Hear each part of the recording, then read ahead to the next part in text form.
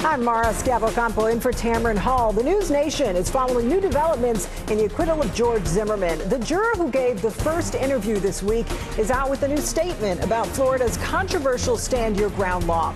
She told CNN, quote, "My prayers are with all those who have the influence and power to modify the laws that left me with no verdict option other than not guilty in order to remain within the instructions." Meanwhile, demonstrators are vowing to continue their sit-in outside the office of Florida Governor Rick Scott. The protesters are demanding the governor repeal Stand Your Ground. And just yesterday, U.S. Attorney General Eric Holder addressed the law during a speech at the NAACP's annual convention in Orlando.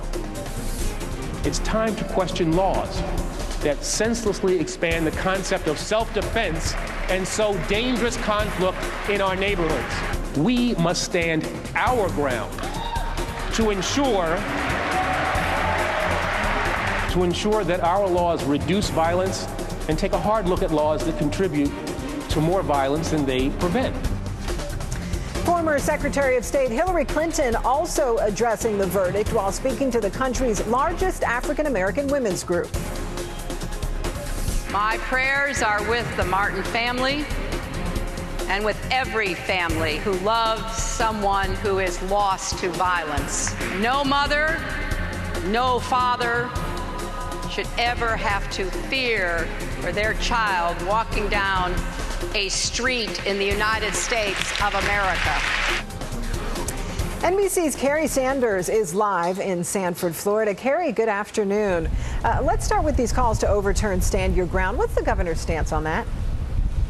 Well, the governor had this question before. In fact, he impaneled a group of experts with the lieutenant governor, who's no longer the lieutenant governor. She's out. But with the lieutenant governor to try and determine where this state stood. And as the governor said, Governor Scott called a bipartisan task force with 19 citizens to review Florida's Stand Your Ground law. This task force listened to Floridians across the state and heard their viewpoints and expert opinions on this law. The task force recommended that the law should not be overturned, and Governor Scott agrees. So those protesters who have occupied his office, waiting for him to return to the office to talk to him, already know how he feels about the law, and that is that he doesn't want it changed, Mara.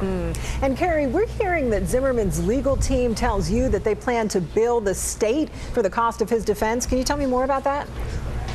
Indeed, for a portion of the defense. They say that the state created costs for them because of the way the state dealt with evidence, and that is that in Florida it's a very open exchange of information in what legal terms is called discovery. They share it back and forth, but there were a lot of delays, and the defense believes a lot of sort of sleight of hands with a lot of that information, and so they believe that cracks the door open for them to take a portion of the costs associated with the defense, hand that bill to the state and say, you all have to pay. Interesting. Now, Zimmerman is, of course, the man at the center of all of this. Do we know anything about where he is right now?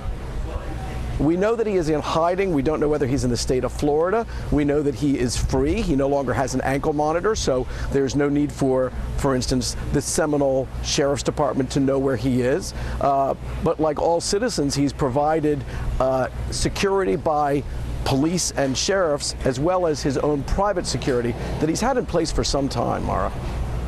All right, Carrie Sanders live in Sanford, Florida. Thanks so much for the latest, Carrie.